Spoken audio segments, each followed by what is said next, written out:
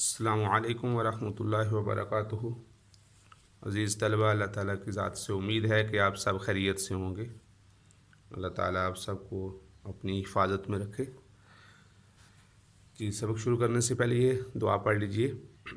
رب یسر ولا تعسر وتمم بالخیر وبک نستعین یا فتاح یا فتاح یا فتاح۔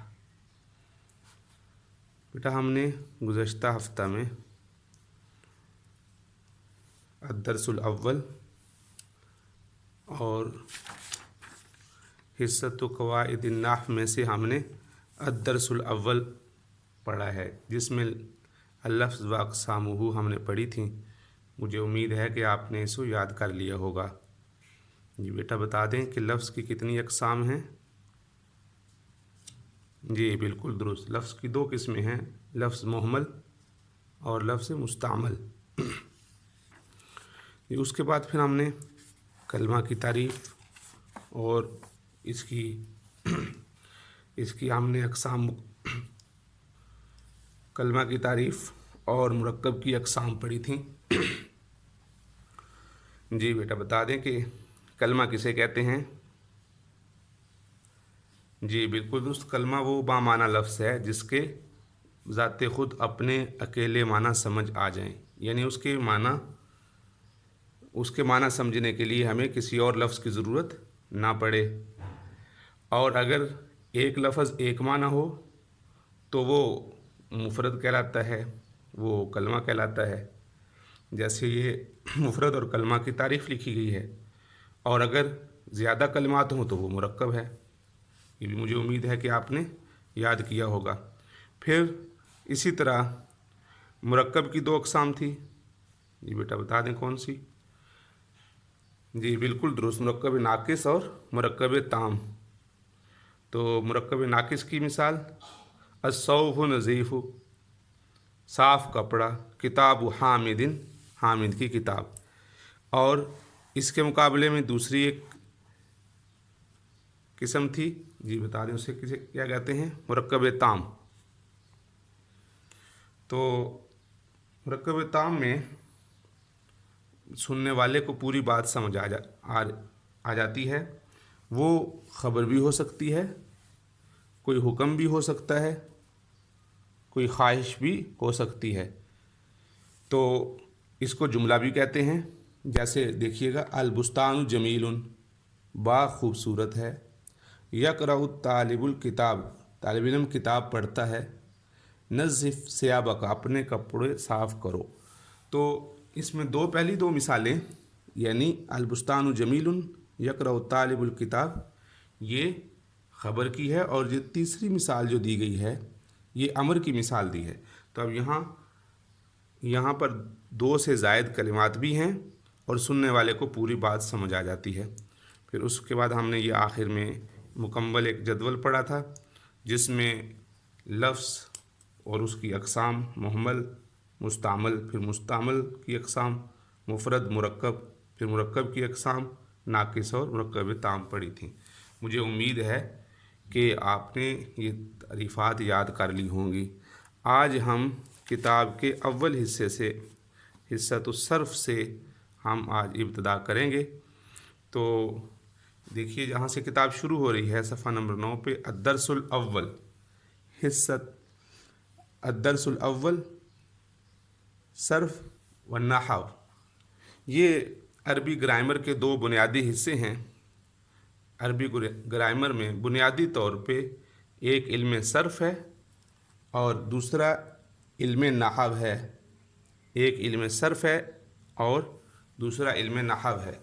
تو آج ہم اپنے اس سبق میں علم صرف کا موضوع، اس کی تعریف پڑھیں گے۔ تو بیٹا توجہ کریں، صرف، علم صرف کی تعریف۔ صرف کے لغوی معنی تغیر و تبدیلی کے ہیں، یعنی لغت کے اعتبار سے اس کے معنی تبدیلی کے ہیں، ایک لفظ میں تبدیلی ہو جائے۔ اور اصطلاح میں علم صرف کی تعریف یہ ہے صرف ایسا علم ہے جس کا تعلق ایک لفظ سے بہت سے الفاظ بنانے سے متعلق قوانین سے ہے۔ ایک لفظ، اس سے آگے مختلف الفاظ بنیں گے اور ان الفاظ بنانے کے قوانین اور قاعدے کیا ہے، ان کے ساتھ اس کا تعلق صرف کہلاتا ہے۔ تو لفظ میں جو تبدیلی آ رہی ہے، اس لفظ کے اس تبدیلی کے جو قوانین ہوں گے اسے علم صرف کہا جاتا ہے۔ ابھی آپ دیکھیے ایک دو مثال دیکھ لیتے ہیں۔ جیسے دیکھیے گا، جیسے یہاں لکھا ہے نصرہ، یہ آپ آگے چل کے ان کی گردان اور مکمل تفصیل سے سارے ان کے سیغے اور ان میں تبدیلیاں پڑھیں گے۔ اسی طرح دیکھیے آگے لکھا ہے نصرہ، اس کا معنی ہے اس ایک مرد نے مدد کی۔ نصرہ آخر میں الف لگا دیا تو یہ تبدیلی ہے، ان دو مردوں نے مدد کی۔ آخر میں واو الف لگا دیں، نصرو بنا دیں تو ان سب مردوں نے مدد کی۔ تو اب ایک ہی لفظ میں تبدیلی ہو رہی ہے، اس کا جو مصدر بنتا ہے وہ بنتا ہے النصر،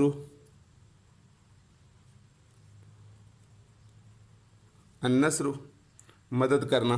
تو اب ایک لفظ سے جو تبدیلی ہوتی چلی جا رہی ہے، اس تبدیلی کو صرف علم صرف کہتے ہیں۔ تو عزیز طلبہ، اس کی ہم آگے مکمل طور پہ اس کی مکمل 14 سیغے ہیں، اس میں گردانے ہیں، اور پھر لفظ کے اعتبار سے اور مختلف تبدیلیاں ہوتی چلی جاتی ہیں، اور ایک لفظ سے مختلف الفاظ بنتے ہیں۔ تو ان مختلف الفاظ کو بننے کو، ان کے متعلق جو قواعد اور قوانین ہیں، اس کو علم صرف کہتے ہیں۔ جی، اب ہم علم صرف کا موضوع پڑھیں گے۔ علم صرف کا موضوع عربی زبان کے الفاظ ہیں، اس اعتبار سے کہ ان کے حروف اصلی ہیں یا زائد، اور ان میں کوئی تعلیل ہوئی ہے یا نہیں۔ مثلاً اس علم صرف میں جو عربی الفاظ ہیں، جیسے ایک لفظ میں نے ابھی آپ کو بتایا، جیسے ان میں اصلی حروف کون سے ہیں، اور پھر اصلی حروف نکالنے کے لیے، دیکھنے کے لیے کون سا سیغہ دیکھا جاتا ہے، اس کی تفصیل ہے۔ اور پھر ثلاثی حرف، ثلاثی مزید فی ثلاثی مجرد ہے، یعنی اس میں اصلی حرف کون سے ہیں، زائد حرف کون سے ہیں۔ پھر اس میں کوئی تبدیلی تو نہیں ہوئی، آگے اس میں تفصیل آئے گی کہ بہت سے الفاظ ایسے ہوتے ہیں جس میں کوئی تعلیل ہو جاتی ہے، تو اس میں تعلیل ہوئی ہے یا نہیں ہوئی۔ تو اس اعتبار سے بھی علم صرف کا علم صرف کا علم ہماری اس طرف رہنمائی کرتا ہے۔ تو علم صرف کا موضوع عربی زبان کے الفاظ ہیں۔